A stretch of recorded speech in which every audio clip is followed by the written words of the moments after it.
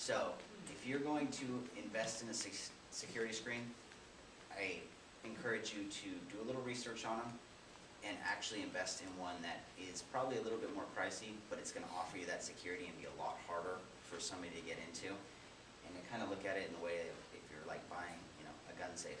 You're probably only going to buy one security screen, so you might as well spend a little extra money into it, opposed to buying a cheap one, having someone break in, and then having to replace it. So, yes, ma'am. So, give us a range when you're saying a more expensive one. Well, I just went to Home Depot a few days back, and I happened to just look at one, and there was one that looked pretty good, and it was, there were several that were together that looked like they were pretty good shape, and their range was like 150 to 225, just like a median range for those heavy duty ones. There were some cheaper ones for like $99.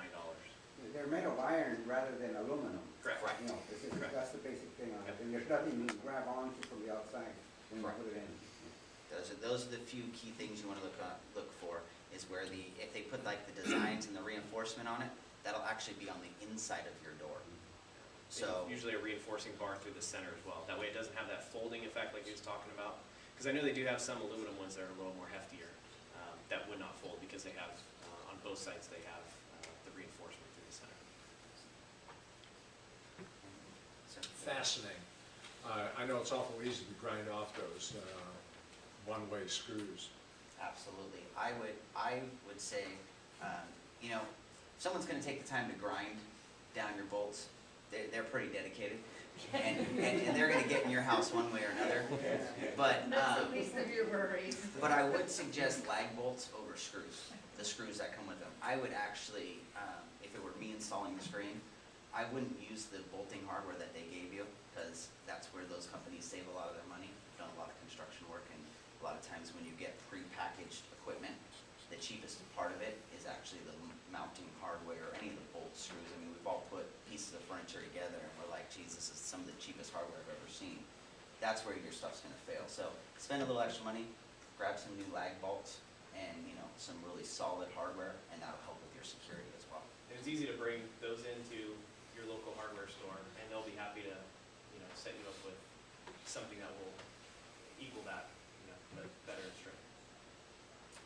We kind of talked about it before, motion lights, utilize them. I mean, they're really a great tool, and not only do they give you some comfort when you walk up to your home, but if you're sitting in your living room and all of a sudden the light goes on outside, it kind of goes, hey, is somebody in my, what's going on outside? It kind of alerts you to what's going on.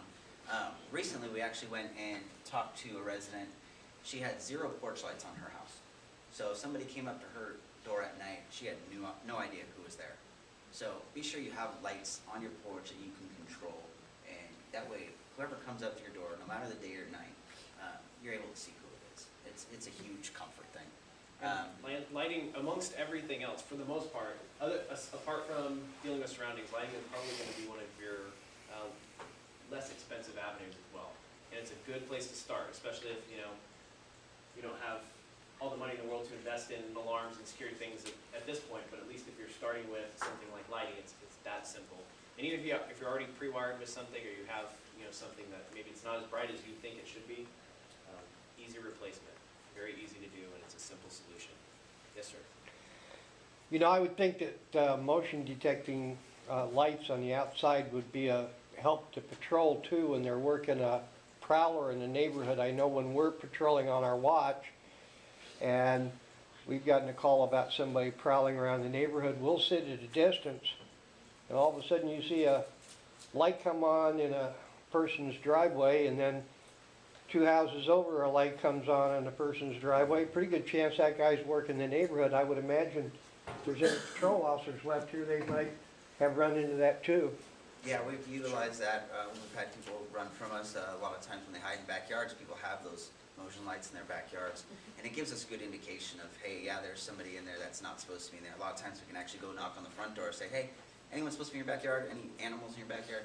Oh, no? Okay, so it's not. So there's no reason your motion light should be going off, right? Right. Okay. So it kind of gives you a good clue. Yes, ma'am? My sensor light goes on 15, 16 times a night because of feral cats. think you There's- might, there's you But I might, have a dog, and she knows when there's something heavier than a cat. and there are sensitivity, yeah. You can adjust sensitivity on some systems, obviously, some are They get just up on the straight fence, motion. I have tried to adjust it, but they seem to manage to hit the trigger. Good news about that, it'd keep people out of your backyard. Yep. Uh-huh. It keeps people out of your backyard. I think so. I just hope my neighbor doesn't get upset. Well, that's the thing too, is obviously, if you're good with your neighbors and, hey, John and Judy they're not home and their, motion lights are going off. Maybe they don't have an alarm going off, their motion lights are going off. An indicator, and maybe that's a reason to call us, or maybe a reason to check it out or keep your eye on it. Just that added security for your neighborhood as well. And then surroundings, kind of talked about it a little bit. Plant overgrowth and plant protection. So using plants to your advantage. We have rose bushes listed here. Not only are they beautiful, sometimes a little, they're finicky to take care of, but having those under your window, I can almost about guarantee nobody's going to want to crawl through your bedroom window when you have beautiful rose bushes right below it. Or they'll leave a blood trail. That too. Not necessarily, a negative side of it. And there's there's plenty of other types of plants out there that exist that would afford you that same type of protection or security as well. Cactus. Cactus. But there actually is a psychological aspect to the surroundings too. There's a theory in law enforcement that's known as the broken window theory. Basically, it's along the lines of that property that's not managed and not upkept is going to attract more blight. So the more that you upkeep and encourage your neighbors to upkeep their front yards, their backyards, the appearance of their home, the less likely for lack of a better term, riffraff is going to hang around your neighborhood. So, utilize code enforcement, utilize some of the other city agencies to help keep your neighborhood up.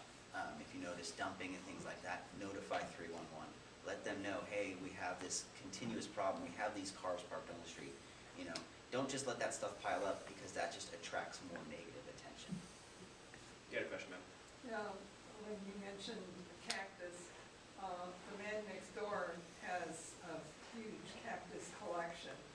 And the thieves have been working on reducing that number of cacti. Wow. Wow. Taking a bicycle with a basket on the front and taking them one at a time. I think we got a picture of that guy stealing plants. Heard of that one. Interesting. Bicycle and a shopping cart. Yes, ma'am. So when you talk about reducing the blight in the neighborhood, are thieves and maybe, people breaking in not attracted to affluent appearing neighborhoods? Well, it's not that they're not attracted to it, but they feel more comfortable in areas. They feel more comfortable in areas where if you feel like in your neighborhood, if you feel like people take pride in their neighborhood, people are more going to notice the things that are out of the ordinary. So if there is a car, if you have a row of cars that are all destructed and destroyed laying on the street, people will be like, oh, I can come park over here and I can sit here for a while and no one's going to say anything because look at all these damaged cars that are parked here. Opposed to a neighborhood where everything's well taken care of and upkept, they're kind of go, man, someone might actually notice when something's out of the ordinary in this neighborhood. So I'm going to go to that neighborhood over there that's not as nicely kept. So Now, the deterrent factor is then the fact that if it's lighted, they're not gonna assume that there's probably nothing of value. yeah, we have burglaries in every part of the city, so there's no real difference between the amount of burglaries that happen in Land Park or down in Meadowview. It's more or less, it's how comfortable they feel in those neighborhoods and the deterrent factor in that